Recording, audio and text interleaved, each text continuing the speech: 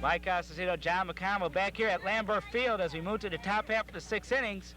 As Glenbard West has a lead of 1-0. The line score reads this way. For Proviso East, they have no runs on 1 hit, have committed 1 error, and have left 6 base runners. The Hilltoppers, after 5 innings of play, have 1 run on 2 hits, have committed no errors, and have left 5 base runners on the base path. And the last time these two teams meet, it was Glenbard West 20, Proviso East 16. And Johnny, a far difference from that ball game. What a difference a day makes from a hitter's delight to a pitcher's duel, and the 5, 6, and 7 hitters for Coach Pickers will attempt to get this team back on the scoreboard this afternoon and looking for their first run. The 4, 5, 6 hitters will be up for Proviso East: Julie Broadfield, Teresa Randall, Sarah Faraball. And the first pitch to Broadfield is in there for strike 1. On the mound for the Hilltoppers, Kathy Wilkins. She relieved Betsy Carlson in the 5th inning. Carlson, who started the ball game, was victimized by giving up 10 bases on balls. So the pitch is in there for strike 2. Check that, the count is 2-1. Broadfield got on a walk and she flied to right. Her 2 trips. She swings a ground ball through the infield for a base hit. There's no doubt about that. That was one of the best hit balls of the afternoon. Third baseman and shortstop had no chance whatsoever. So a solid single gives the Proviso East something here in the top of the 6th, and they've got 6 outs to use. So the Hilltoppers have their leadoff batter up on base. And here is Randall up. Randall, who bowled the ground ball in the 5th inning, but she was able to recover to throw out the base runner to retire the Hilltoppers in the 5th inning. She swings at the first pitch, a slowing ground runner to Olinger. She goes to second for the Forest. So that we got the first out of the inning. Good defensive work there by number 1, Olinger. She's up on the grass. Both third basemen very aggressive, and both display good judgment and fine, accurate throwing arms. Right there, Olinger with the force, and runner on, 1 out, and here comes her counterpart, Faraball. First pitch, she swings at the first pitch, pops it up in the infield. Under it is Stacy Arnold, and she retires her for the 2nd out of the inning. So now with 2 outs with a runner at first base, here's Chris Wilson, the catcher. So Kathy Wilkin having an easy time here so far in the 6th inning, as she only threw about 6 pitches. There's a first pitch in there for a strike. And Wilkin, very interesting, has only pitched 4 innings, given up 3 hits, 2 earned runs, and has walked 4 and has an ERA of 3.50 coming into this ball game. There is a swing, a pop-up into the infield. Arnold's under it, and she's under it to retire Proviso East here in the 6th inning. So a very quick 6th inning for the Hilltoppers and Proviso East, and Stacy Arnold coming up with 2 putouts. So in that inning for Proviso East, no runs on 1 hit, 1 batter left. So we move to the bottom half of the 6th inning. The score still remains. It's Glenbard West 1, Proviso East 0. Maybe for some interest for some of the fans, as you look out onto the infield, surrounding that pitcher's mound, which is 16 feet in diameter, is a white chalk. And I don't know if people think that's for target practice or what, but actual reason behind that is to dictate when the runners can leave a base. When the ball's in the pitcher's hand, it has to be in the pitcher's hand and inside of that 16-foot diameter circle. The runner must go back to the base immediately or go on to the next base. If not, the umpire may call them out. That's a judgment call. It has to be very difficult, but the umpire in charge this afternoon, George Lang, who is in his 7th year, both he and John Steinbeck are certified softball umpires. They mentioned that the girls have been very good about that this year. They either get back to the base that they're presently at or they move on. One other thing of interest, Mike, and he mentioned this, he said that this afternoon you may see Glenbard West try a little chicanery on the base with the runner on third. They may take that runner off of second base and dare Proviso East to try to gun her down at second and score in the meantime. They haven't had that many opportunities to do it. So we move to the bottom half of the 6th inning. Judy Sassel on the mound for the Proviso East Pirates, and the first pitch she delivers to Witkowski. She singles down the third base line for a base hit. Boy, there's a case where Faraball being up too short almost cost her an eye or a limb. That shot, fortunately for the young third baseman, was away from her. That was a bullet about a foot inside the third base line. Third hit of the game. So the Hilltoppers looking for some insurance runners. They lead 1-0. There's a pitch high upstairs, gets away from Wilson, and Witkowski will scamper around to second base on a wild pitch. So the Hilltoppers have the runner in scoring position. They lead 1-0. And like I mentioned, they're looking for some insurance runs as they only play 7 innings here as we're in the bottom of 6. There's a fly ball into left field, and the left fielder, Lisa Shop, is under it to retire Stacy Arnold. Just going to ask if you thought it'd be a good idea to try to bunt the ball or go to the right side of the infield, but with the number 5 hitter up, the coach decided to let her rip.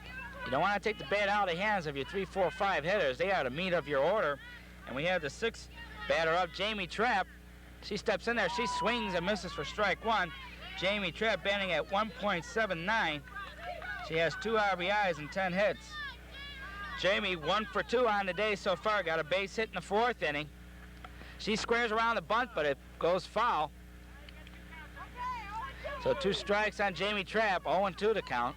Witkowski had a great jump off of second base. Had Wilson come up with it, she could have tagged the batter, but the Hilltoppers would have had a runner on third. Sasso going all the way for Proviso East. She squared around the bunt. Perfect bunt laid out in front. Wilson up with it. Fires to first base to Vicki Johnson, but Trapp did her job. She advanced the runner to third base, so now there's 2 outs. I question that strategy a little bit with 1 out and a runner on second.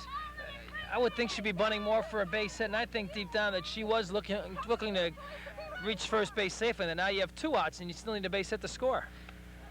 So here is Kathy Wilkin up at the plate for the first time in the ball game. She relieved Betsy Carlson, the starting pitcher. With 4 innings of work this season, Mike, this may be her first or second at bat of the year.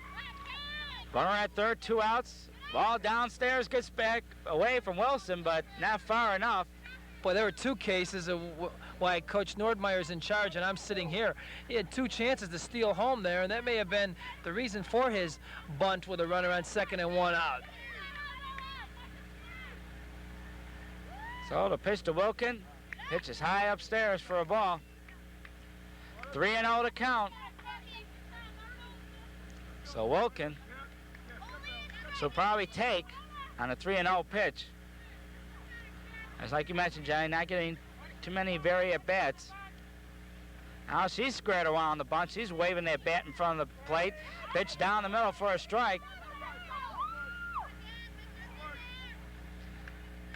Well, sometimes the cardinal rule is you don't go up to the batter's box to swing unless that pitcher throws that first strike. So the 3-1 count to Wilkin, and she takes ball 4. So runners now at first and third.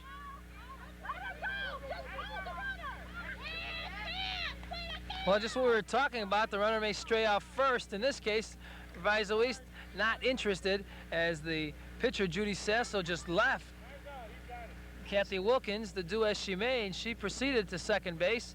Now runners are in second and third. Now, wisely, the third baseman, Sandy Faribault, calls timeout to calm down the pitcher a bit. You might have had the force at second base. You don't like to give a runner scoring position that easily, but the bottom line is that they still need a base hit to score the run, so just calm down, concentrate, and go after the hitter. So Wilkin got ball 4, and you're wondering why she's standing at second base. Well, she went down to first base, and nonchalantly, Proviso East just accepted the ball 4 and the runner getting at first base, and she trotted on down to second base. As after ball 4, play is still, the ball is still in play. The umpires, it's not an official timeout once ball 4 is called. So with Wilkin going down to second base, she thought maybe Proviso East would be alert, and the runner at third base might want to come down and score. So a pinch runner at third base for the Hilltoppers. We got a pinch hitter, Barb Corrigan. Pinch hitter, check that. Barb Corrigan up at the plate. Corrigan batting at an even 300, has 7 RBIs, has 9 hits and 30 at-bats. So, Mike, you hit it too on the head as Witkowski is replaced at third base by Abby Ripstrup. So if the ball gets away from the catcher, even though the backstop is no more than 10 feet from home plate, you may see Ripstra take off for home. Ripstra at third, Wilkin at second, the base runner for the Hilltoppers, and up at the plate is Barb Corrigan, and the first pitch to her is a ball. So when Wilkin was straining towards second base, he tried a decoy. He's trying to get Witkowski trying to come on home. Corrigan's made the most of 9 hits with 7 RBIs. She'll see what she can do here. Pitch is outside for a strike. The count is even at 1-1.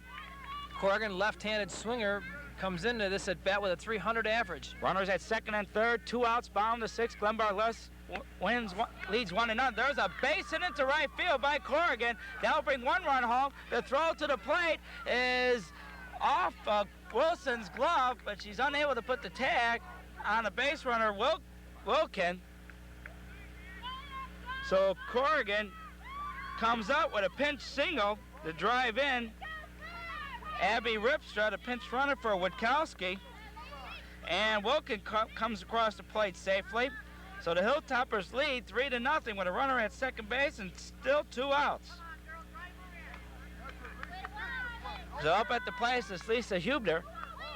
She came in for Ann Posgay in the 5th inning to play left field. Lisa swings a looping fly ball, but it's caught on the run by Lisa Schnapp to retire the Hilltoppers here in the 6th inning. So a productive inning for the Hilltoppers in the 6th. They have scored 2 runs on 2 hits. The big hit, 2-run base hit single by pinch hitter Barb Corrigan. 1 runner left. So at the end of 6 innings of play, it's Glenbard West 3, Proviso East nothing, and let's take time out on your Group W sports station. Sports Vision's got the White Sox, the Hawks, the Bulls, and the Sting. And now the best ticket in town has a new low price. Sports Vision's got live exclusive games both on the road and at home. Games you can't see anywhere else. Don't miss any of the action of your favorite teams. Sign up today. Sports Vision, the best ticket in town. Mike Costantino, John McConnell back here at Lambert Field as the Hilltoppers are 3 outs away of recording victory number 12. They come into the ballgame 11-8, and Proviso East coming in the ballgame at 3-11. As we move to the 7th inning, as in high school girls softball, they play 7, and the Hilltoppers lead 3-0. Kathy Wilkin with her 2nd full inning of relief right now, and she'll try to preserve that shutout for Betsy Carlson this afternoon. Re-entering the ball game is Jennifer Witkowski back at first base as she came out for the pinch runner, Abby Ripstra. And also returning is Jenny Trapp, the second baseman. She was lifted for the pinch hitter, Bob Corrigan, and Corrigan came up with that 2-run RBI single. Boy, the coach. Jenny Trapp's back at second base. So on the mound is Kathy Wilkin, and the first batter she's facing is the 8th batter in the lineup, Etta Ward, and the first pitch to her is high upstairs for a ball. Pitch upstairs again for ball 2. Mike, she's trying to redeem herself. Ward, you'll recall, was doubled off third base in her attempt to score the tying run. She left too soon back an inning ago. So the 2-0 pitch down the middle for a strike, and Wilkin facing the bottom half of the order. She's got to make sure she gets the 2 batters out here. The 2-1 pitch, low downstairs, bounces in for ball 3, 3-1 the count.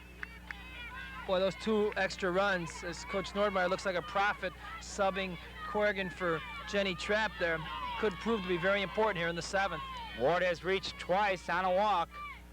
3-1 pitch is high upstairs for ball 4. So the 3rd time, Etta Ward reaches base on a base on ball.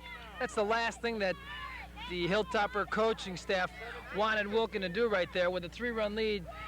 The thing is to make your opponents hit the baseball. And we were wondering earlier why the catcher throws down the first base on the base on ball. It's because of what you mentioned, John. The ball's got to be in that white circle on the mound. So pinch hitting is Net Waite, and she's pinch hitting for Lisa Schnapp. So Kathy's pitch is high upstairs for ball 1, 1-1 to count to Net Watt, pinch hitting for Lisa Schnapp. Watt for Schnapp. Runner at first base, nobody out. Top of the 7th, Glenbard West leads 3-0. They're 3 outs away. Now they're looking for that double play. Ball is low, 2-1 to count. They need one more base runner to have a chance here. Tying run would step to the plate. Wilkins pitch, a swing and a ground ball to the second baseman. She tags the runner coming across, throws over to first base to Witkowski. 44-3 double play. Great heads-up play by Jenny Trapp there, Mike, and you can see that substitution rule paid dividends as the coach was able to bring Trapp back into the ball game, even though he pinch hit for her in the bottom half of the 6th inning. That was a great heads-up play. Instead of going to second base, she tagged the runner and threw in one motion. So Wilkins will now face the top of the order, Shauna Spears, but the most important thing, there's 2 outs, and the first pitch to Shauna is upstairs for ball 1. So they're 1 batter away for the Hilltoppers as they lead 3-0 here in the top half of the 7th inning. She swings a fly ball to center. Under is Jamie Trapp, and she throws it to retire Proviso East here in the 7th, and to retire Proviso East for the ball game. So in the inning for Proviso East, it was no runs, no hits, nobody left. A walk was given to Etta Ward, but a double play by Jenny Trapp. She tagged Etta Ward going down to second and throwing to first base for the double play. So the line score reads this way. It was Proviso East, no runs on 2 hits. They committed 3 errors and have left stranded 7 batters for the victorious Hilltoppers. They had 3 runs on 4 hits, no errors, and they left 6 batters. So a contrast from the first time these 2 teams met, where the Hilltoppers was victorious 20-16, but here they were victorious in the pitcher's duel by the score of 3-0. Good softball game, Mike, and I guess you could point to 2 pivotal plays. The ground ball back to Judy Sasso, who pitched very well in defeat, went all the way today. With runners on first and second, she elected to go for that force at second base. It was a tough play at best, and the throw got away, and that brought in the first run of the baseball game. Another thing, Barb Corrigan, who might be up for Most Valuable Award with 1 swing of the bat, she gave the extra cushion to make things a little bit easier for Kathy Wilkin, who you also have to have up there because Wilkin came in and with the bases loaded, got out of it with a double play. So the winning pitcher is Betsy Carlson as she went the 4 1/3 innings, and the save is given to Kathy Wilkin. So once again, the final score is Glenbard West 3 and Proviso East 0. We thank you for tuning in to Group W Sports, and tune in to Group W Sports, and we'll give you to let you know when our next broadcast will be. So for John McConville, Mike Cosentino, Scott Sherry, and the rest of his staff, we thank you for tuning in, and so long, as this has been a Group W Sports presentation.